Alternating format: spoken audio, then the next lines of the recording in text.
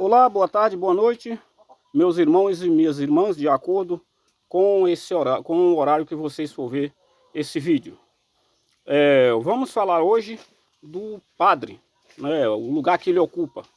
Mas antes de eu ler esse texto, eu quero pedir vocês que me ajudem a divulgar esse trabalho. Inscreve-se abaixo no like aí, inscreve, ativa o sininho para que o YouTube reconheça o nosso trabalho. Tá beleza? O texto de hoje está escrito em Hebreus, né? Hebreus capítulo 5, versículo de 1 a 4, que diz pelo seguinte: Porquanto todo sumo sacerdote tirado do meio dos homens é constituído em favor dos homens, em suas relações com Deus. A sua função é oferecer dons e sacrifício pelos pecados. É capaz de ter compreensão por aqueles que ignoram e erram, porque ele mesmo está cercado de fraqueza, e pelo que deve oferecer sacrifícios, tanto pelos pecados do povo, e quanto pelos seus próprios. Ninguém, pois, é atribuído esta honra, a não ser os que foi chamado por Deus, como Araão. Então, gente, aqui é a função do padre, o sacerdote humano, tirado do meio dos homens. Então, a função de um padre, que também dá o nome presbítero, padre significa pai de comunidade, mas o nome certo de padre e bispo são presbítero, tá? Presbítero. Então, Pedro também passa como presbítero, que está escrito em Tiago, fala sobre o presbítero, que pode curar a doença, perdoar os pecados do doente. Está lá escrito em Tiago, capítulo 5, versículo 14 e 15. E Pedro, primeira carta, capítulo 5, versículo de 1 a 2. Vocês vão ver lá que os presbíteros podem curar a doença, né? Através de Deus, através dos presbíteros, cura qualquer enfermidade do ser humano, basta a gente crer. Bom, então nós vimos aqui que qual é a função do padre?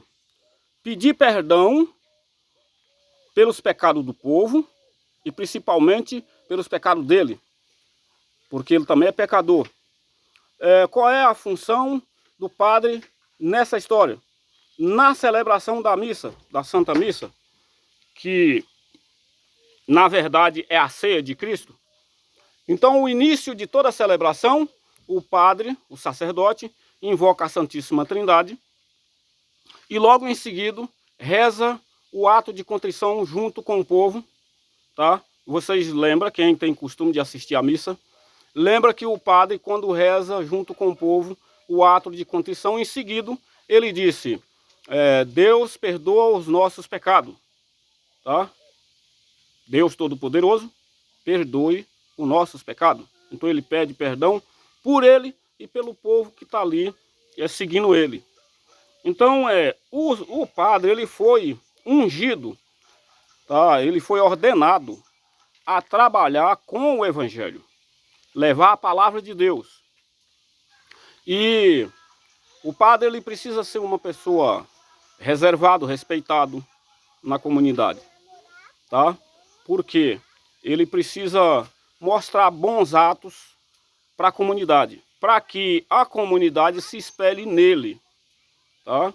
Então, assim, embora tenha alguns deles que eu acho que nunca acordou pelo prêmio que alcançou, tá?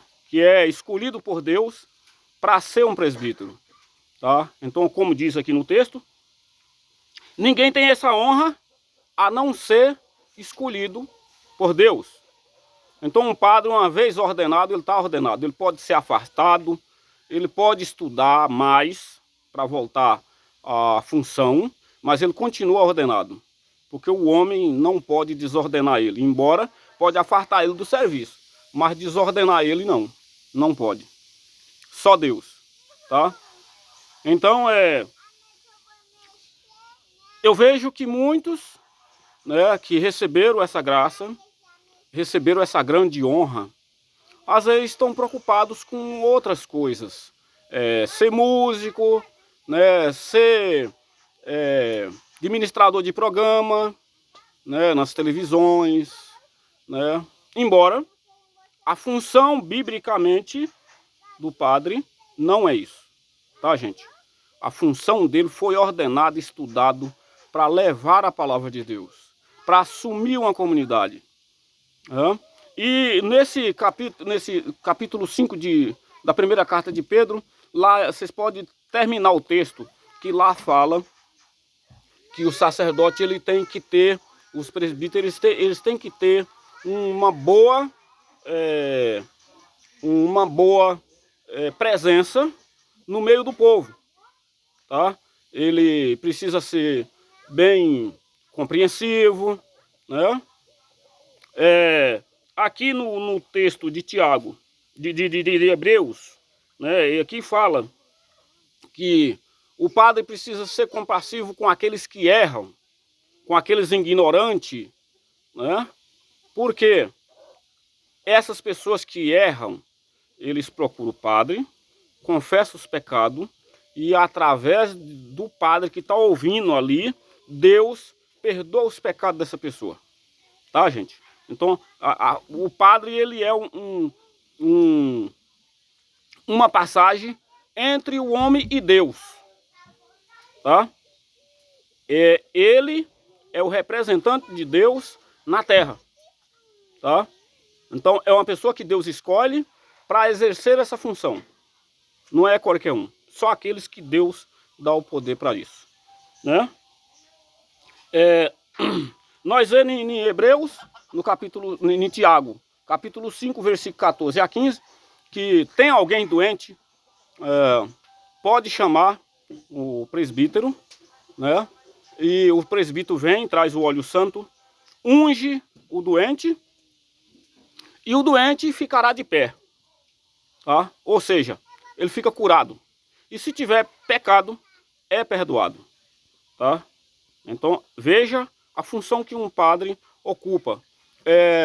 Nós temos que ter muito cuidado, principalmente nós, católicos, porque fazemos muitas piadas com os padres. Embora não tenham conhecimento da função que ele ocupa. Tá?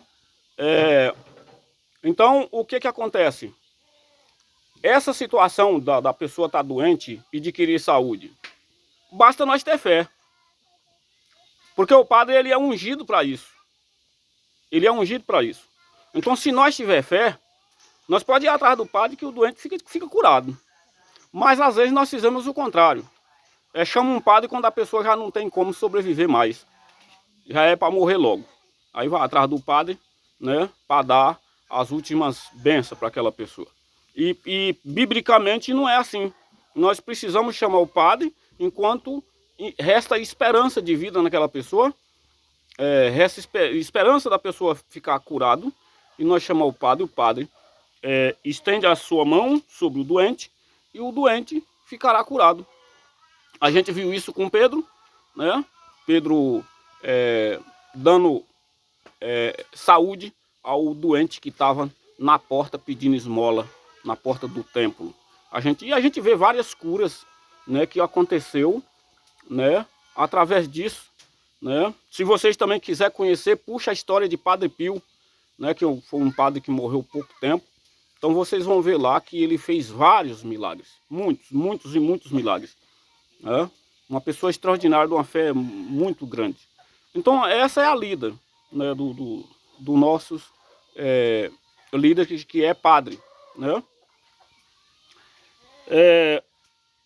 Gente, me ajude. Eu vou... tem vários vídeos que eu já gravei, né? No decorrer do tempo, tá no início, o primeiro vídeo lá no início falando da Igreja Católica. No início. Vocês podem, quem vê esse vídeo, volta lá no início, que é onde tem um quadro, que eu estou falando sobre esse quadro. Depois eu venho falando como surgiu a Igreja Católica. eu venho falando sobre a entrega dessa igreja. Eu falo sobre o Pentecoste, falo sobre o batismo, e vem de lá para cá muitos vídeos interessantes que várias pessoas não têm conhecimento disso, né? Aí vocês me ajudam a divulgar esse trabalho, passe para os amigos que vocês têm, tá entendendo? Para que ver se aumenta mais o reconhecimento lá no YouTube, porque o YouTube já está começando a mostrar o meu trabalho, mas eu preciso de mais gente inscrito, né? Para que esses vídeos sejam publicados mais, porque são alguns que tá já surgindo no YouTube, mas com o crescimento dos inscritos, o YouTube vai divulgando mais o meu trabalho, tá bom? Louvado seja o nosso Senhor Jesus Cristo, e Deus abençoe a todos.